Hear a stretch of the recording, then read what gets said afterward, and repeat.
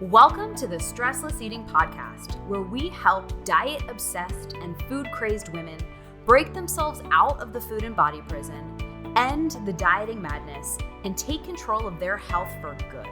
I'm your host, Leanne Ellington, and this podcast is about answering one question.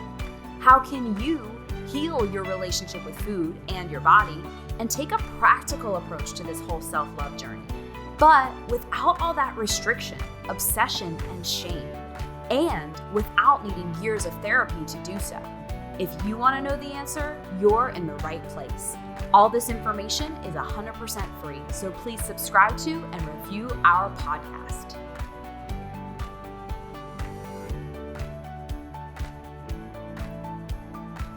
Hello, I'm so excited for today's episode. I am here with one of my besties, and she happens to be a colleague of mine, and we've done a lot of work together. We're on the same mission, and I'm here with Laura Lee, and she is a certified holistic chef based out of her hometown, which is right here in Nashville, Tennessee. And really, she's about taking the stress out of cooking and proving that healthy can mean delicious and affordable and family friendly. And so her first cookbook, the Laura Lee Balance Cookbook, it has a lot of accessible recipes to really just help you take control of your life by taking control of your kitchen. And then her latest cookbook, Simply Laura Lee, it just came out a couple months ago. It's got a ton of recipes with delicious, healthy, and creative twists on your favorite comfort foods. And let's be honest, we all love us some good comfort foods. So that being said, Laura Lee, she's not a purist, and she believes that how you feel is just as important as what you eat. And that's obviously one of the reasons that we are connected. And so, we're going to talk about that in today's episode, but really the two of us, we're on a mission to help women heal their relationship with food, heal their relationship with themselves. And in this episode today, we're going to really just dive into the nitty-gritty details of all of that, all things food, body, relationship with self, but we're also going to talk a lot about social media and how that influences us, and comparisonitis and perfectionism and being authentically yourself and all of that good stuff. So welcome to today's show, Laura Lee. So excited and grateful that you're here. Hi, thank you so much for having me. This is a long time coming. So absolutely. We've been talking about this for a long time. So before we dive into all the meat of this, would you mind just kind of sharing a little bit about your story, your journey, how you got here?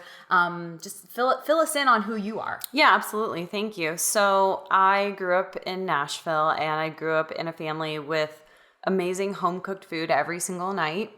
At the time, I don't think that felt particularly important. But then when I graduated from college, I went to New York City and lived there for 5 years. And I really struggled with anxiety when I was there.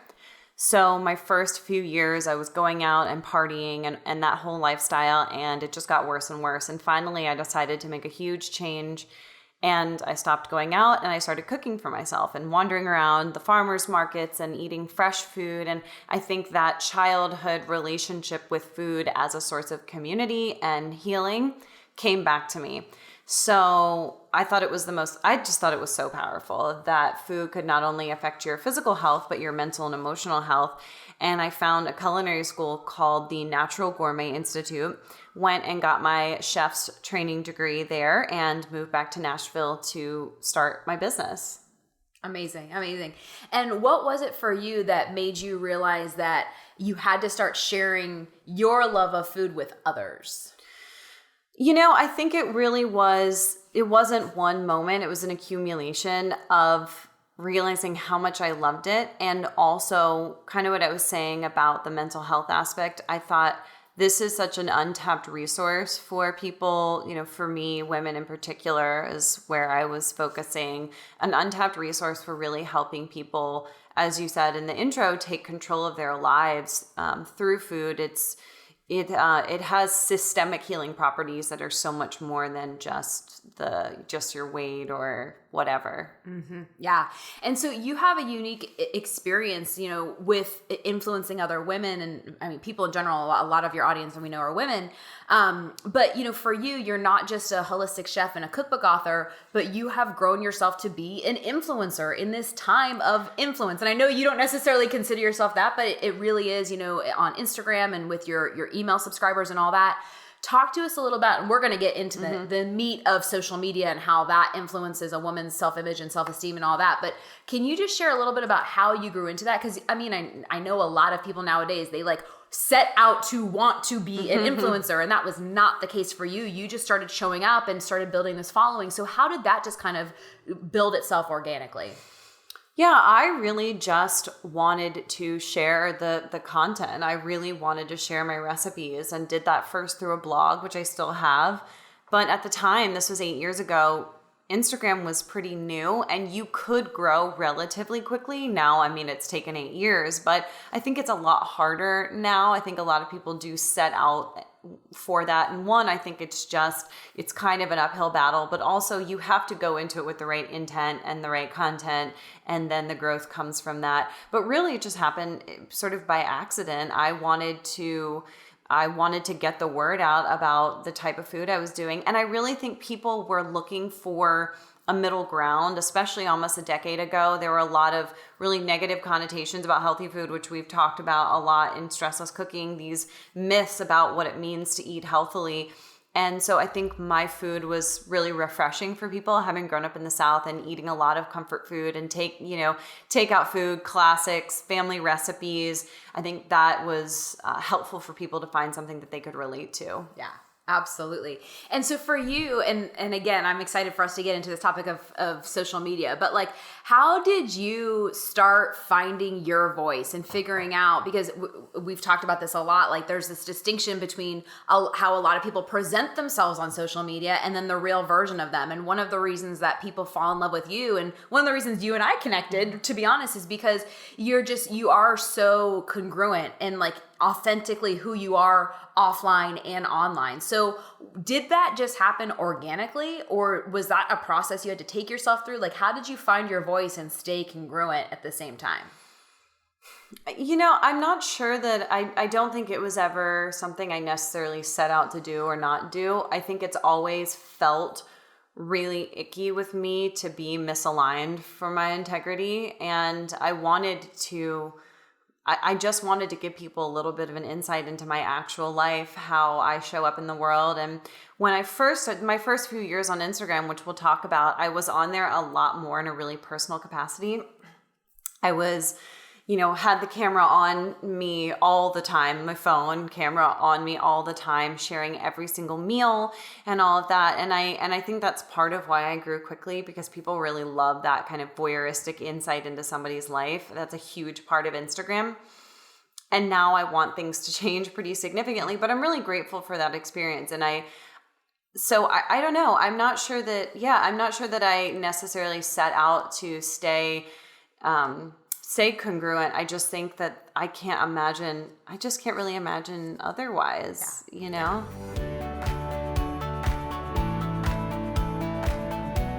And we're gonna talk about that in just a minute. The ... because the answer to this is really a continuing conversation. You're evolving your relationship with social media and stuff right now. But first I wanted to, for anybody who's listening, just to kind of give a scope of how Laura Lee and I met and really connected. We met through a mutual friend here in Nashville, and for an endeavor, so to speak, that neither one of us continued on with, but we kind of got each other in it. We in this group of gals, like we just hit it off immediately on a personality level, but also we just had so many overlapping circumstances and with our businesses and influencing other people and all that. The good, the bad, the ugly. We could really relate to each other, but. So first and foremost, we became friends. And then we started just talking, of course, organically and naturally about the food conversation. And we were on different scopes of the topic. I would be working with women directly with the emotional eating and the food and the body image side of things. And Laura Lee would come to me and be like, hey, people are reaching out to me on DMs and saying, I love your black bean brownies, but I just binged the entire pan. Like, how do I handle this? And we realized that there was just this overlap. There was this unmet need in your audience. And so we came together, we booked ourselves into an Airbnb in Asheville, and we created Stressless Cooking. We took all of the stressless eating philosophies and really built a system of thinking and a mindset around cooking and food so that women can have that relationship that is peaceful and free. But a big part of it too is like we both are, even if it's coming from different spectrums, again, have walked a lot of the same experiences in life, but we are just really purposeful and passionate about helping women become their best selves. And a lot of it has nothing to do with food. It's all the auxiliary stuff, yeah. you know? So do you want to just kind of touch on that? Sure. Well, first of all, I'm just so grateful we met in the first place, and you have inspired me from day one. Really, I've been very hesitant to kind of go out of my food lane, and I still try not to do that often, but I think that there is such a greater overarching issue that really is about mindset and perspective and the lens through which you see yourself and the choices that you make. And that is what's healed my relationship with food, because I had a disordered eating relationship with food when I was in New York. And so when you and I started to talk and you gave me a little bit of courage and motivation to make that connection and then start to talk about it using your expertise as kind of like the foundation, I just thought it was mind-blowing. I thought it was mind-blowing because the reality is probably 90% of the questions I get through DMs or email are related to something super specific about food or diet, like you're saying, questions, should I do this? Should I not do this? And almost 100% of the time, if people really internalize the information that you share through Stressless Eating, they wouldn't have those questions and they would truly have food freedom in their lives. And I just thought, I'm not really going to get at the root of this if I just only focus on recipes. Yeah. It's interesting because anytime you and I team up and we do some sort of, webinar or event for your followers, those are a lot of the same questions that we get is like, hey, Laura Lee, what do you and Leanne think about keto? Or how do you eat? Yeah. What are you eating? And it's like, we've talked about this before. Everything works until it doesn't work anymore. Every diet plan, program, like transfiguration of what you're going to eat or not eat, it all works if you're living in that diet bubble. But that's a short-term solution to a long-term problem. Like what happens 2 weeks later, a month later, a year later, and it's no way to live. Like counting, weighing, measuring, micromanaging every morsel of food that touches your lips. That's no way to live. It's the opposite of freedom. But also, again, everything works and everything doesn't work. If you have a disordered relationship with food, so it's controlling yourself, restricting yourself, shaming yourself around food, you're going to bring it with you into keto or intermittent fasting or Weight Watchers or whatever it is, or Noom is the latest one, and none of these things are bad or wrong. They're all just, again, a form of the diet mentality. But if you have the freedom, if you have this peaceful, just, freedom-based relationship with food, you can bring that with you into any structure. And so that's what, when you would come to me and be like, hey, I got this DM or I got this PM or I got this QM, just making up stuff. You can tell I'm not savvy with the social media.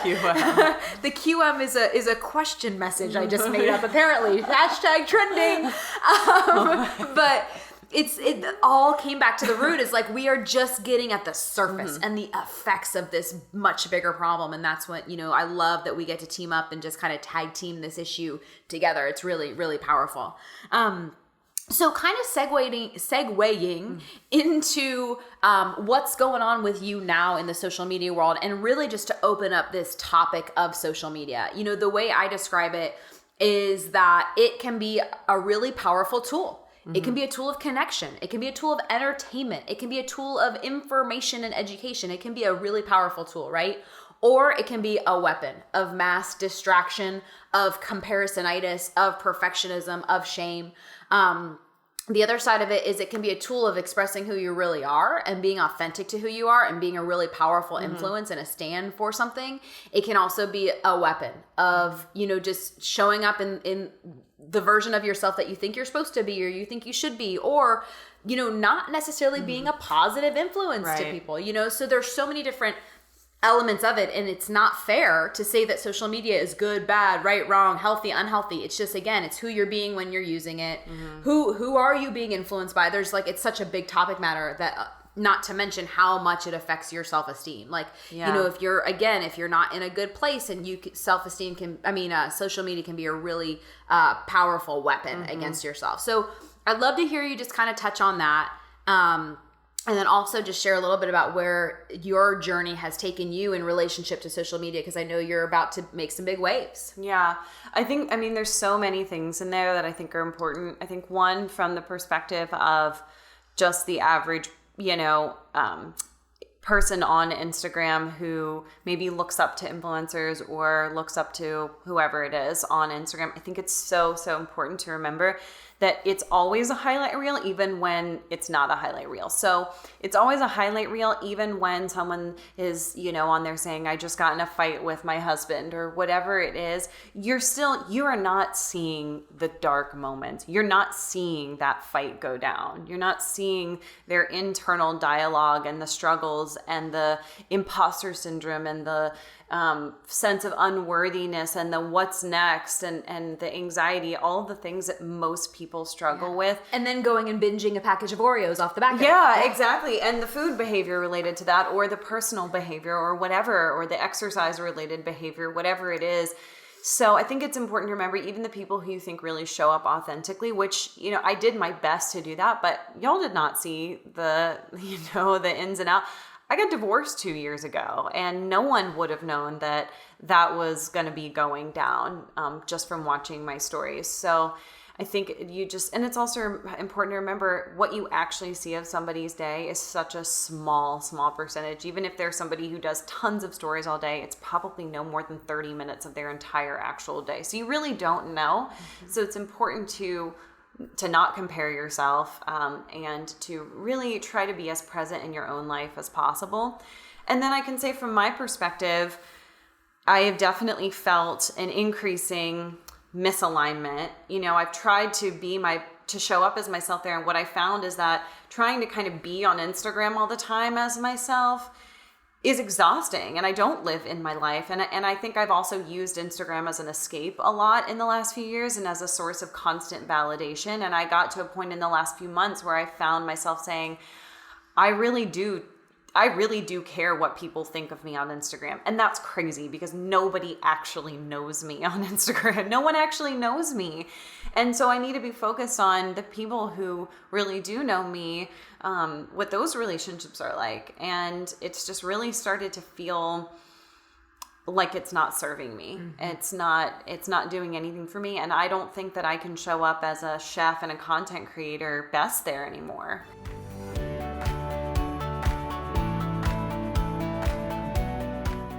And it's so interesting because this gives everyone listening, you have permission to change your opinion of something and to change your relationship with something, because it's so interesting because on a behind the scenes peek of our friendship, Laura Lee, you don't understand how many conversations she and I have about the elephant in the room, which is social media, because for years you've been saying to me, Leanne, you need to get on Instagram. And I've always had that resistance, and we'll talk about why that resistance is there in just a minute, because it's very ironically paralleling what you're experiencing right now.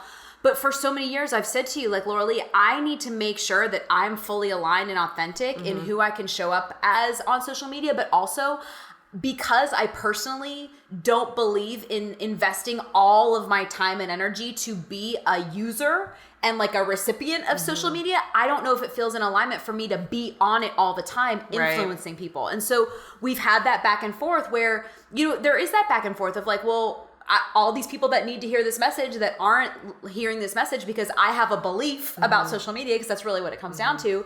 Versus like, where am I actually protecting my life and my sanity and my freedom and my time and my energy, So for you as somebody that obviously like as an influencer, and again, I hate to use that word, but that's just what the world is using. You benefit when people are spending a lot more time on their phones and scrolling. But now you're kind of coming face to face with this idea of like, wait a minute, if I don't want to be on my phone anymore, like what am I in alignment? And that's where you're making some decisions. So did you want to speak to that? Like how has this evolved for you? Where is your relationship with social media going now? Yeah, I think that, we forget that there are other outlets, there are other media outlets that do not have the same nature that Instagram has of real time, of that kind of peek into somebody's life. Part of the reason I grew quickly is because of that aspect. But it's funny, I think you and I are both people who, it's not like we don't get scared. We do. But we also tend to make hard decisions. We can do that for ourselves. And I think we've both done that. there is a lot of fear for me as I move in a very different direction. I'm going to be treating Instagram more like a bulletin board because I want to treat it like an outlet that I can control. And we forget that there are newsletters in people's inbox, and there are blogs and websites, which I have. And those are spaces I can control. Those are spaces I can say, here are the hours I work. Those are spaces that don't feed off of that personal, I know you and I'm having this, I think when I tell people that my DMs are going to be turned off and they have to email me if they want to get in touch, I'm going to see maybe 5% of those messages, and I'm okay with that. I think I'll miss the people who are saying, oh, I made something from your book, here's a picture of it, that's awesome, but come to my blog, comment below on a recipe and tell me what's going on.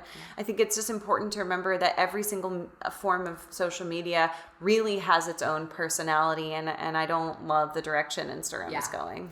Yeah, and this really now becomes a topic of like mental and emotional health when you think about it. And first of all, I just want to brag on you for a minute, because every time I talk to you, you express, you're like, I'm so grateful for my followers and my readers, and you just are always feeling so grateful for them. Like it's not like you forget where you came from kind of type thing, For you, it's part of those things like what you just mentioned. There's this accessibility factor that when you are in the spotlight, and that's one of the things that kept me from going back into the media, in this case, social media, is that a bit of people think they have all immediate access to you, and I've that's given exhausting. them that. And you have for years, for what, 8 years now? Yeah, I respond to them. I mean, if somebody messages me, they'll hear back from me probably within a few hours. Yeah. That's crazy. I don't even respond to my closest friends, or my family that quickly. Why do we do that with hundreds of messages from strangers? It's not that it's not important, like you said, but this is a business, For sure. And it's your mental health that you have to take control of that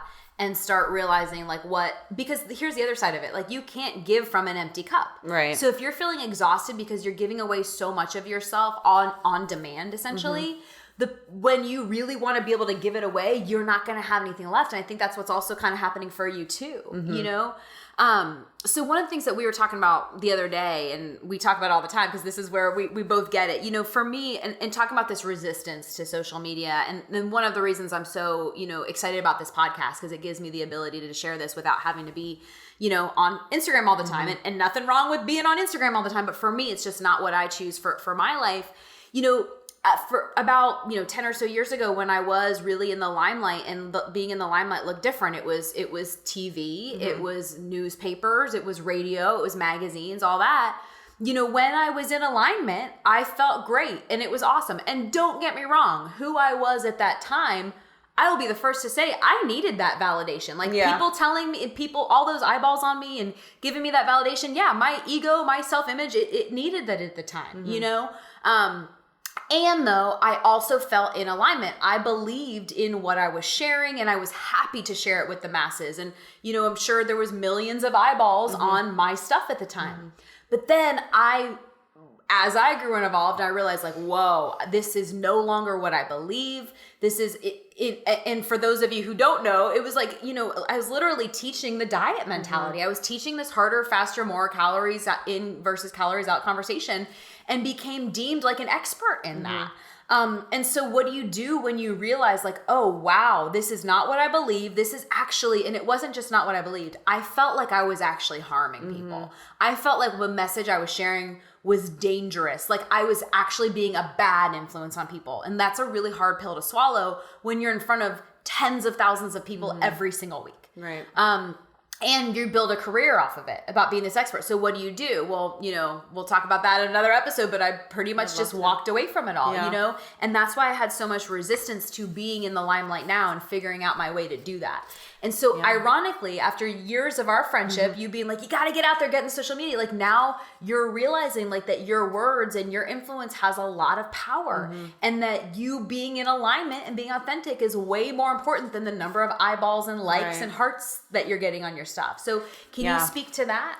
Yeah. I mean, and in some ways it's almost, I think you and I also went through a similar feeling of, okay, now I'm caring about this validation. This is affecting my self-worth, and I refuse for that to be the case. I mean, that's really been my thought process in the last month in particular is I feel like I have to have Instagram to feel good about myself, and I feel like I have to have Instagram to grow my business. And I cannot live in a world where I have to do that, where that's the only option. And so it is scary to walk away and to make that decision. But I'll tell you, even in the few weeks where I've been noticeably on Instagram less, it has improved my quality of life. It's improved my relationships. It's just improved my thought processes. So there's no good or bad or right or wrong. And I think it's also important to remember different personalities. Someone who is super extroverted, they might get energy from responding to 100 messages a day. I don't. And I'm also not somebody who can just see a ton of messages and just straight up ignore them, which is why I'm turning off DMs, because I don't want people just sitting in the inbox. And there are plenty of people who they have no problem just never checking them. So I think some of it is like we talk about figuring out what your cooking personality is. I think figuring out what is your social media personality, you know? And for me, I know that I have to have a hard boundary about it. Yeah. Absolutely. It really is that, like, there is no blanket, like, this is the right way or the wrong way to do social media. You've got to figure out what works for you and be unapologetic about it. You know, find that happy medium for yourself and say, you know what, I don't want to go with the mainstream of this is where I think I'm supposed to or what I need to show up as. And, you know, for this whole validation, self-worth piece of the puzzle that you were just talking about, like, there's a really big distinction in here is, you know, we talk about this with my clients, this idea of self-endorsement, where it is not possible. We as humans, we are wired to care what other people think about us. So when you hear somebody say like, oh, I don't care what anybody thinks about me, they're either out of touch with reality or they're lying to themselves because we're wired to care.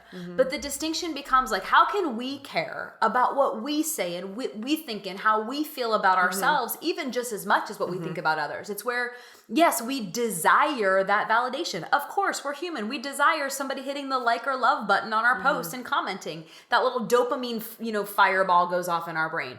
We are human. We are, you know, I think desiring that is natural and normal. But it's when we require it to feel good about ourselves, or on the flip side, we can't feel good about ourselves until we get it. That's where it's a dangerous prison. It's a red flag, Yeah, exactly. And we're not free. It owns us, you know? And so that's what I hear you saying. You're like, you know what? Social media for a while, it really, really, you know, contributed beautifully and boldly to your life, your career, your relationships, all that. But then it got to that point where there were some storylines from others of what was required or expected of you, and it just totally robbed you of your life and your freedom.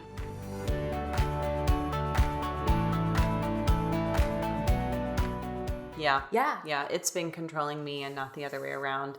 And it's not mutually exclusive, as you said, from being very grateful for the opportunities it's given me, you know, and the work I've put into it. But we do have to be, we have to be open to evolving and growing. And I am hopeful that the work I've put into cultivating a community on Instagram, the people who really care about the content, about my recipes, about the work you and I are doing, they will migrate to where we show up. And if that's a small but mighty crew, that's awesome, you know? Absolutely, yeah. And those who were following you to figure out like what you were wearing that day or how you did French braid pigtails or what I into eat your all hair. day, Yeah. you know, which, I mean, it's okay if you're getting recipe inspiration, but I get a lot of messages, you know, that to me now with a better understanding of what it means to have a healthy relationship with food or not, I think people are using that information against themselves. Yeah, in some absolutely. ways. Yeah. And so, you know, I want to talk about what it has kind of caused you to narrow in and focus on. I know for me personally, it was one of those situations where like, yeah, I spent so many years in the fitness and like weight loss industry that could I put that hat back on and be an expert to somebody? Maybe. Probably. I mean, I'm totally out of practice, but I probably could. But why? There's so many people that are out there that are better equipped to do that. And I just focus in on what I'm here on this earth to do. So speaking of that, where is your focus now going to be going? Yeah. So, I mean, you know, I just released a book a few months ago and I still want to focus on sharing that, Simply Laura Lee, because I do think it has great recipes that will allow people to have more fun in the kitchen. And also where my heart is the most is a affordable, accessible meal plan subscription website that I'm launching, which really was catalyzed by COVID, by the fact that people didn't have the same budget anymore. People couldn't find a lot of these specialty ingredients. And so I'm launching a subscription website where you get monthly meal plans, and you'll get, an intimate community access through video every month and lots of other free bonus content. And it's my way of sharing with you the skills I've accumulated in the last 8 years, and hopefully really filling a hole that I think is for a greater community than I've been reaching until now. This is so huge because, a lot of, just if I love to get to brag on you because I'm just so proud of who you are as a human and a sister and a friend and a professional. But like over the years, one of the things I've been saying to you is like, Laura Lee, you're not just a holistic chef. You're not just a cookbook author. You have an entire way of thinking and an entire mindset around cooking and food. And that's what we were able to extract in Stressless Cooking and bring to life. And part of it is like, that is the meal plans that you're putting together. And we're going to put a link to that in the show notes. That's just a symptom and an effect of the bigger cause. And the bigger cause for you is realizing, wait a minute, there's a way of thinking that can enable people to cook delicious foods, but in a budget-friendly way, because everybody thinks like the number one barrier to eating healthy is it's way more expensive, and you're like, nope, gonna bust that myth right away, exactly. And it's easy, and again, it envelops that whole cooking personality type, so you're empowering people to become the version of themselves that shows themselves that cooking doesn't have to be stressful. It doesn't have to be uber expensive. It doesn't have to like rob me of my life, and it can be healthy and easy and actually empower me. And so on the back of you doing all that work on yourself, now you have this easy, accessible kind of, resource and set of tools for them to use, and leave it to a worldwide pandemic to really like, extract that out of you. But it's really, really powerful because for those of you who are just kind of on the other end listening to it, because once again, a meal plan, as we've both talked about before, it can be used as a weapon to where you think you have to like count and measure and track and weigh and all that. And it's like, no, this is a whole different philosophy on cooking that's wrapped up into these meal plans. So I'm just super excited for you for that evolution. And so part of that is what I hear you saying is like, this is the way you're choosing to influence people is with practical, applicable how-tos rather than just showing up, rather than showing up on Instagram. Yeah, definitely. And thank you for saying that. And I feel the same way about you. I have such a human crush on you and what you bring into the world and how much you've helped me grow and inspire me daily, very, really, truly and truly. And that's right. I mean, when I wrote my first 2 books, and I love my books and I love the recipes, but I didn't really write them with this kind of overarching framework of how do I turn this into something that people can really integrate into their week, where it's written into, and I think even the word meal plan has like diet connotations, but that's not this at all. It's literally a grocery list that you can find the items anywhere. Usually I shop at Walmart for them. Those are the best prices. And you make 4 different recipes that have anywhere from 4 to 8 servings each. Most of them are freezer friendly, and you don't have a bunch of weird leftovers of whatever sauces or half of a head of cauliflower.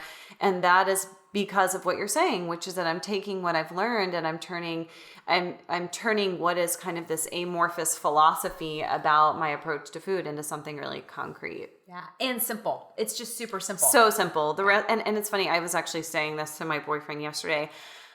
For better or worse, I actually like the recipes I've made for this meal plan. They're some of my favorite recipes I've made ever. And they are so simple, which I think is interesting. So absolutely. It just shows you can totally reframe your relationship with food, frame your relationship with cooking. And reflame it. Let's put it on a flame and just reflame it. Awesome. Got a little fire going. Oh, gosh. So on the topic of people seeing what one eats, an influencer looking at their meals and their snacks and wanting to replicate it in some way, that can do more harm than good, because what works for me and even day to day changes, and it could be wildly different than what works for you. So I think, and not only will copying somebody perhaps cause you to not reach your goals or to move backwards in terms of how you feel, your energy, your digestion, your immune system. But it's also going to get in the way of you figuring out what does work for you. And so if you are it's one of the reasons why sort of like delivery meal plans, I don't really love those because you are the only person who can decide and figure out what works best for you. And one of the things we talk about in Stressless Cooking is experimenting and figuring that out. And you can't do that if you're just copying somebody. Yeah, absolutely. Like one of the biggest, like the primary philosophies of Stressless Eating is like you have to become an expert on yourself. No one can and no one will be, you know, and you can't outsource that right or that authority to somebody else because they won't know. But here's where this is just like a very black and white distinction.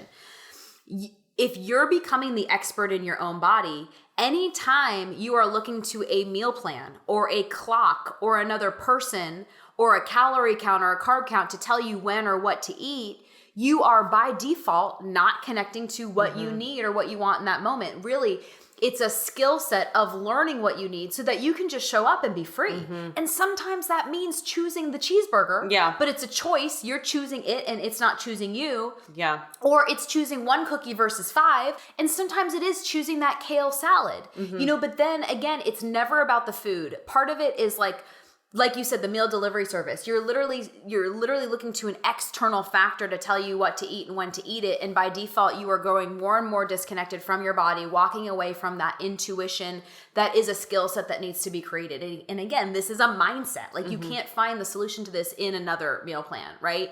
And that's why it is so important to, you know, you say this all the time. People are like, Laura Lee, what should I eat? I noticed you're eating carbs this week. I noticed you're eating quinoa. What do you think about keto? And you're like, no. What would you say to that? Like, yeah, I mean, or I get questions, what do you eat before and after a workout? That kind of thing. And it's not that I'm uncomfortable. I'm happy to share information. It's just if you have to take it with a grain of salt and you have to put it up against what it is that you've learned about yourself and your experience. So typically I'll share with people what I do, but I'll also give the caveat that may or may not work for you. It just may not work for you. It may make you feel awful. For sure. I even said, I put up a post yesterday saying one of the best things I've done for myself in the last few years is get better at listening to my hunger cues. And turns out I'm really not a breakfast person. And I was eating breakfast first thing in the morning and it was actually making me feel kind of uncomfortable and bloated because I really wasn't hungry for it. And I said, so getting to the point where when I'm ready to break the fast, I'm actually hungry.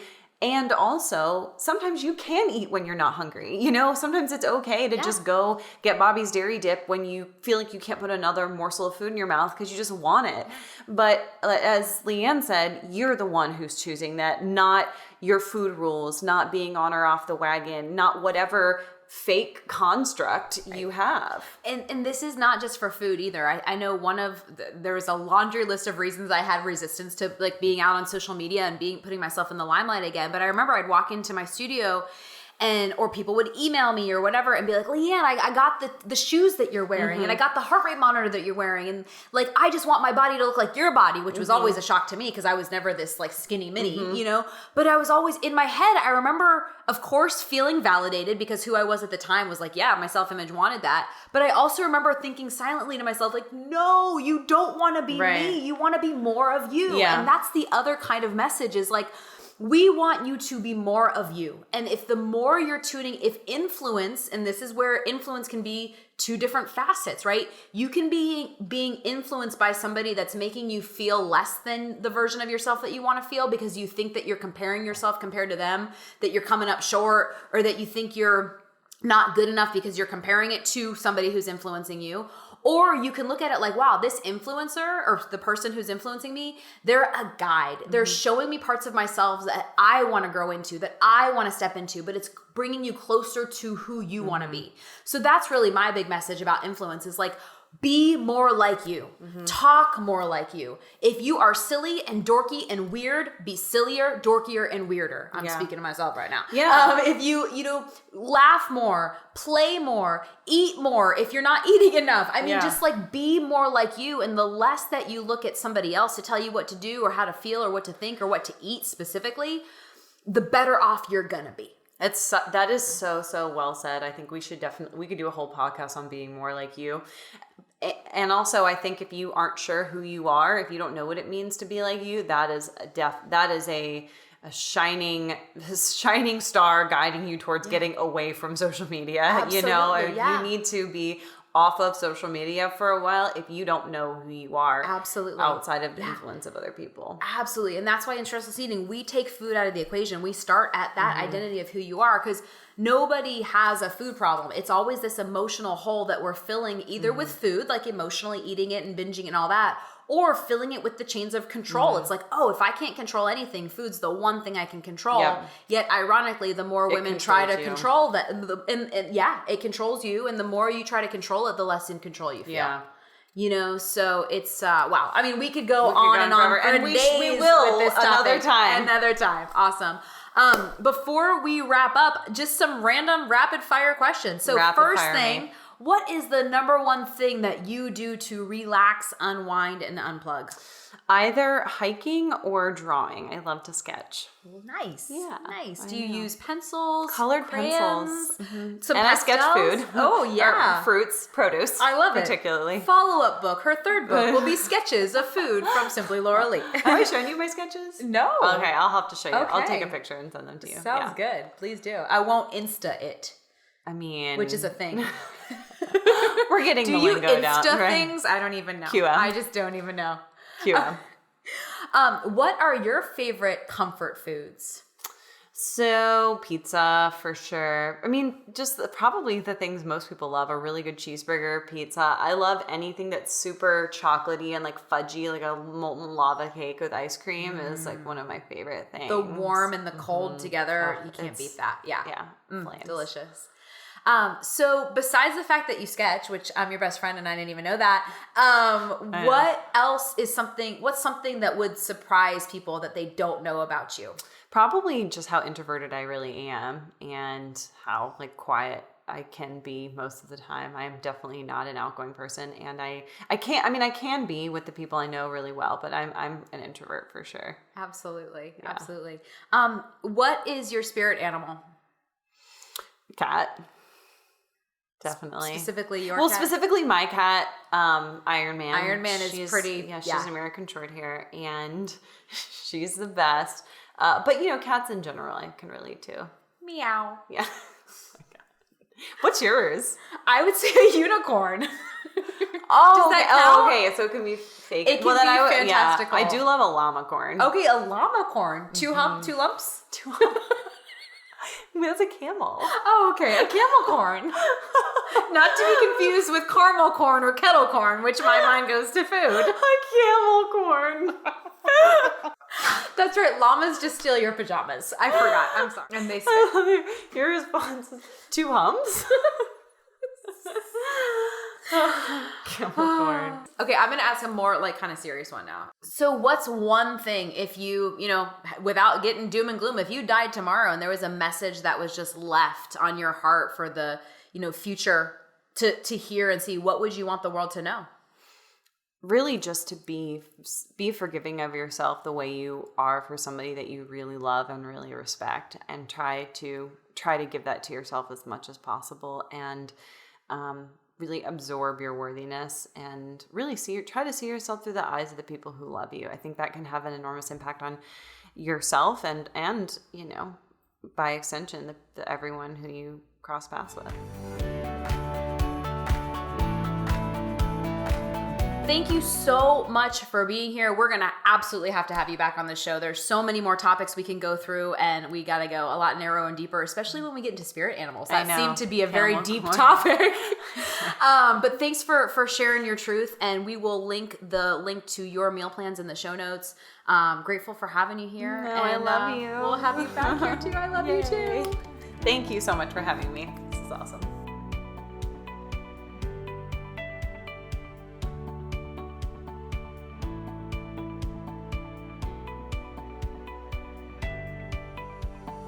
Thanks for tuning in to today's show. If you like what you heard and you're interested in breaking out of your own food, body, and diet prison, here's what I want you to do next. Head on over to stresslesseating.com.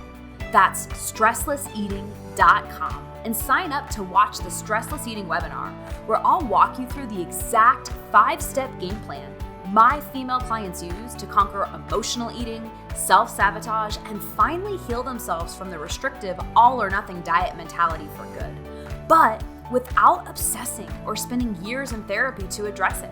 I've laid it all out for you there in 5 easy steps. Remember, healing your relationship with food and your body does not happen by itself. You need expert guidance to make it happen, and we've helped clients all over the world take back their power from the food and find true and lasting freedom, while enjoying life and warm chocolate chip cookies along the way. To see if we can help you do the same, head on over to stresslesseating.com. I'm Leanne Ellington, and I'll see you next time. That's a wrap. Okay, well. Get on the point.